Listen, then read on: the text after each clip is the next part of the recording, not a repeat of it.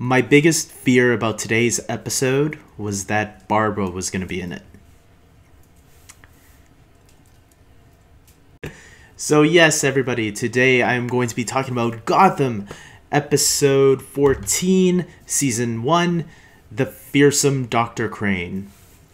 And in this episode, we get to meet Dr. Crane. Dr. Crane, for those of you that don't know, because you're a little bit slow on your Batman knowledge, is the Scarecrow. Except in this version, we get to see Jonathan Crane, but he is not the main focus of the episode because he's just a teenage kid.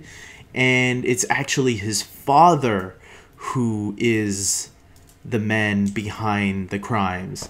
And we get Bullock and Gordon searching through this case and finding out who he is, or trying to find out who he is, because they don't know who's killing all these people, and that's who we find out later in the episode. And yeah, Crane's father, or Jonathan Crane's father, we don't really get too much of him in this episode, but we do see him in the beginning and somewhere in the middle. We see him using people's fears and killing them with their own, what they fear the most. You know, like at the end there, I forgot the woman's name, but they tried, her worst fear was drowning, right? So he tried drowning her at the end there, and yeah, it was cool, I guess, but they didn't really do much with him, but he did escape, so I'm guessing we're going to be seeing him again soon. I believe next week he's supposed to return, I think. I'm not 100% sure. If anyone can correct me on that, go for it. And yeah, I really enjoyed Bullock's scenes in this episode. I really felt he's definitely grown as a character, because I think he was pretty serious throughout for the most part, because Gordon was just flirting with Leslie in this episode, which was all right.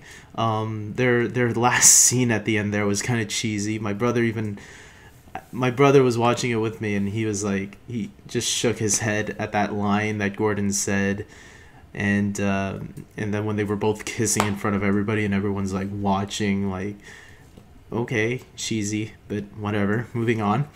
We also get a little bit of Edward Nygma, and he, you know, he wants to help a little bit more, and I thought that was alright. I don't know why everyone hates on Nygma for, but he is a little weird sometimes. I think we already established that, but for the most part, I think he wants to help. He wants to, like, find out, like, how this guy died. Sure, he's, like, doing it maybe in a weird manner, but at least he's trying to do something to help out, you know, the police force, and I thought, you know, they should be a little bit more grateful that somebody actually wants to do something, like solve crimes. And but okay, I guess the police force doesn't care too much about that.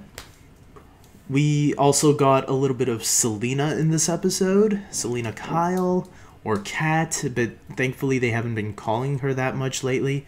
Yeah, she told Gordon, look, I lied, so deal with it. And Gordon went to Bruce, and, you know, he said, he tried to tell Bruce, talk to him, and Bruce is like, no, I don't need your help either. Get out of here. So, okay then.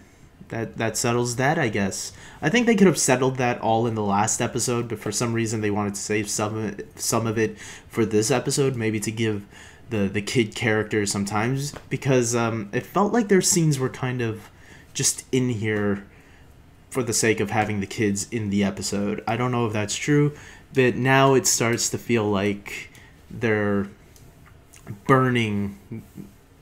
slow burning the kids, their storylines, because now I feel like Bruce's storyline is starting to stall a bit, kind of like Barbara's storyline, because she wasn't in this episode at all. Like I said, I'm kind of happy about that, but at the same time, it seems like, so what's going on with her right now? Is she just gonna live with her parents until the writers figure out something interesting? So yeah, I think, I don't know, but I feel like the writers are already realizing, what are we gonna do with some of these characters? That's just me, though. Maybe I'm wrong. Maybe they do have a plan. Maybe they have a brilliant plan and we just don't know it yet. So I guess we'll just have to wait and find out.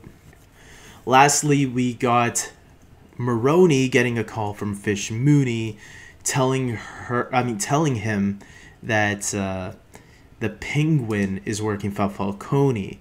And Falcone remembers there was a little slip up not too long ago, so he brings Penguin to a cabin to interrogate him a little bit. So they have this little game of cat and mouse, or truth or dare kind of, where they have to speak the truth one by one, and Penguin is already aware that, oh shit, something's going on here. He already knows something. Yeah, I have to say this was the best part about the episode, the Penguin and Maroni stuff. I really enjoyed it. It kind of had me nervous for Penguin because, Penguin, like I said, is definitely my favorite character on the show and definitely the most interesting one. So I enjoy everything that goes on with Penguin, and seeing him play this game of cat and mouse with Maroni was really cool. And what happens, he convinces the guy who's crushing him in the car that, hey, if you kill me, Falcone's gonna get you, and Falcone is much more powerful than Maroni. And the guy believes him, and Penguin escapes, and holy cow, man. And then there's that ending there with Fish where someone's breaking in to come and kill her for sure, but the way it ended was just so weird to me. It was like a Mortal Kombat type of situation where they just start running at each other and you don't see what the outcome is, but it just ends like that. I'm like thinking to myself, what is this, Mortal Kombat or Street Fighter?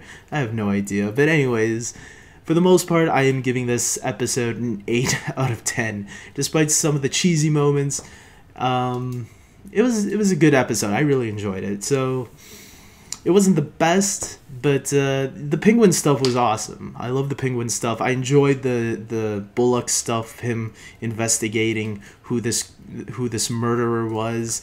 The Gordon stuff didn't interest me too much. The kids didn't really have much to do, so I can't say much on them. But yeah, the Penguin stuff and the Bullock stuff were the best parts about the episode, and so it was a good episode, and can't wait for next week. Hopefully they give us a little bit more Dr. Crane, both of them. Let's see a little bit more Jonathan Crane too, and let's see his relationship with his father a little bit more. That would be pretty cool. So until next week, guys, take care.